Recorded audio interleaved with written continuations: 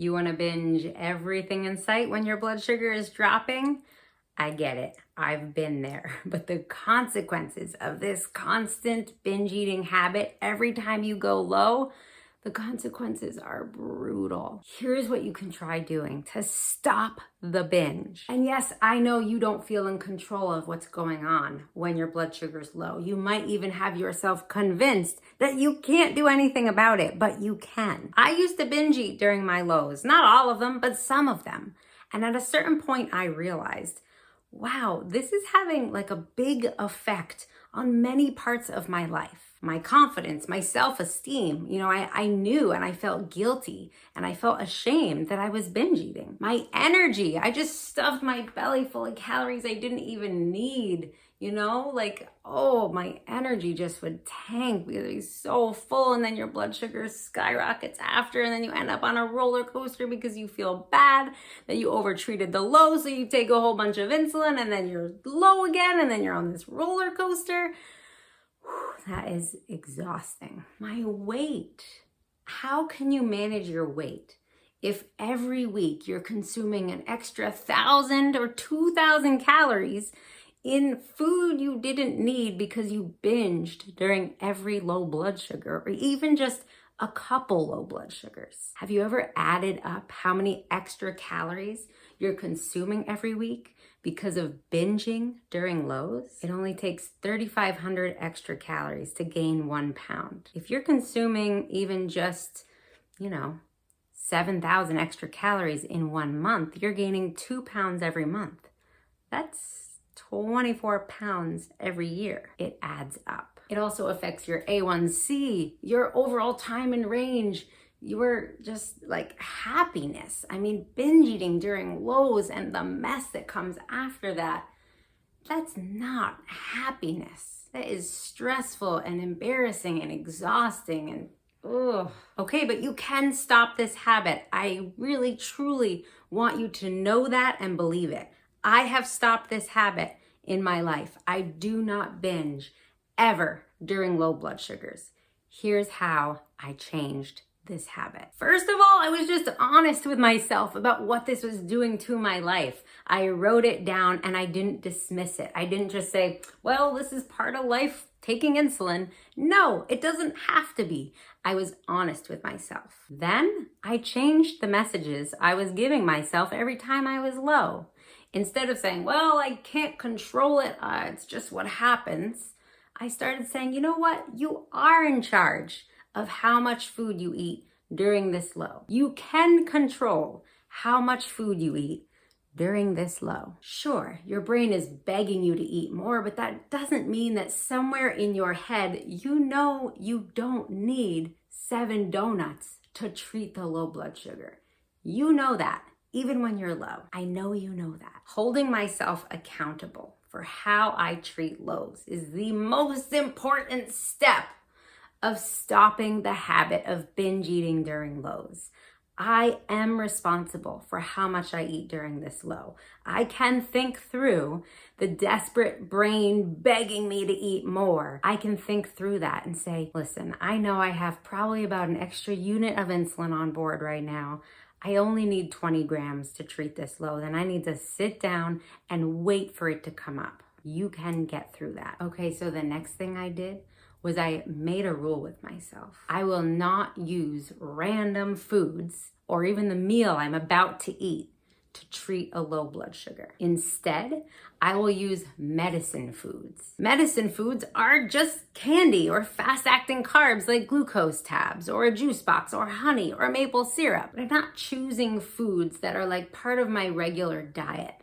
I have Skittles right now in my purse. Those Skittles are for treating lows.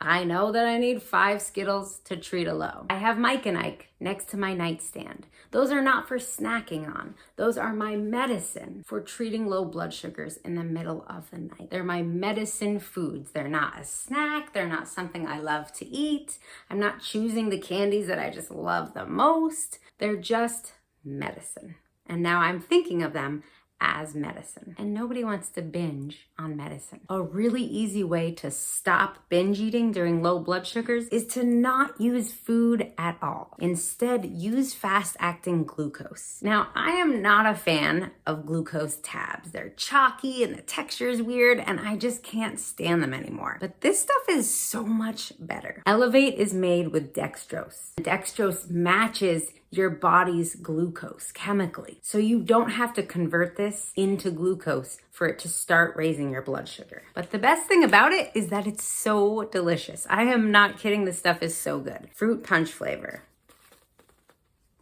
Oh my gosh, the flavor pops. It contains 10 grams of carbs, but they have a 15-gram version too. Treat the low fast without the risk of binge eating because it's not a snacky food. It's basically delicious medicine. Go visit elevate.life. I also started getting real with myself about how many carbohydrates do you really need to treat this low, because I don't want to be on a roller coaster for the rest of the day. I want to treat the low and then move on with my life. Most lows might only need 5 or 8 grams of carbohydrates.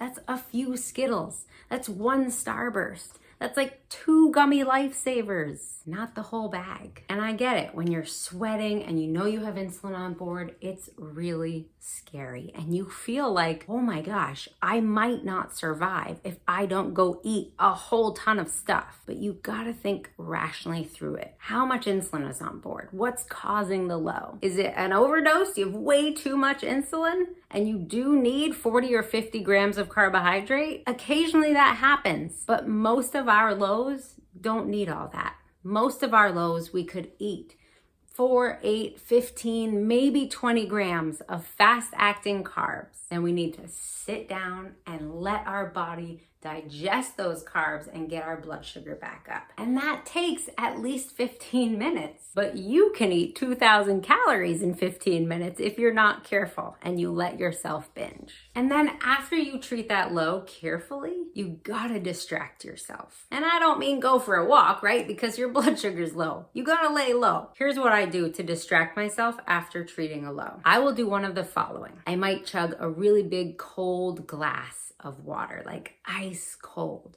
I don't know why, but there's something about it that is very soothing when I'm really low. It might be because, you get so hot when you're low, but I think the sensation of that ice cold water gives my body something that's almost as satisfying as eating more candy. It just calms me down. It distracts my brain. It helps everything calm down while I'm waiting for those fast-acting carbs to kick in and get my blood sugar up. Another thing I'll do is eat baby carrots. Some lows for me come with this desperate need to just be chewing something.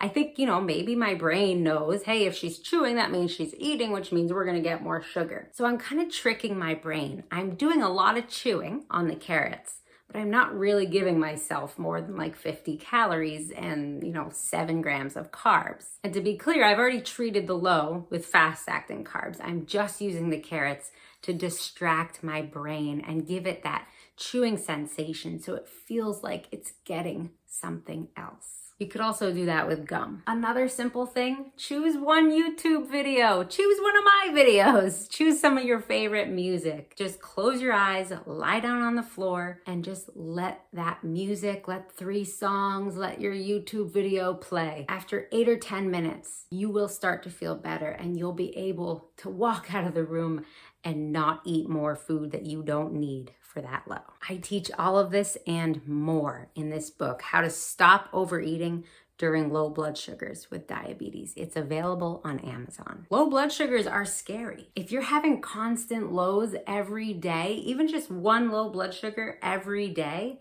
that's probably a sign that you're getting too much insulin somewhere in your insulin regimen. It means it's time to talk to your healthcare team and make some adjustments. But you can change this habit of binge eating during lows. It's a really secret habit. Most people don't know you're doing it. People in your family might not know you're doing it, but it's affecting many parts of your life. And it starts with affecting just how you feel about yourself and your ability to manage diabetes. And when you change this habit, which I know you can do, you will change how you feel about your ability to manage diabetes. You will feel more confidence and more pride in how you manage diabetes every day. Hey, I gotta tell you something really quick. I can help you hit your time in range and your A1C goals. I can help you lose weight and improve your relationship with food in my new Diabetes Nerd Patreon channel. Patreon is an exclusive subscription-based platform. You're gonna get exclusive content from me that is all about tips to help you thrive with type 1 or type 2 diabetes. Check it out, Diabetes Nerd on Patreon.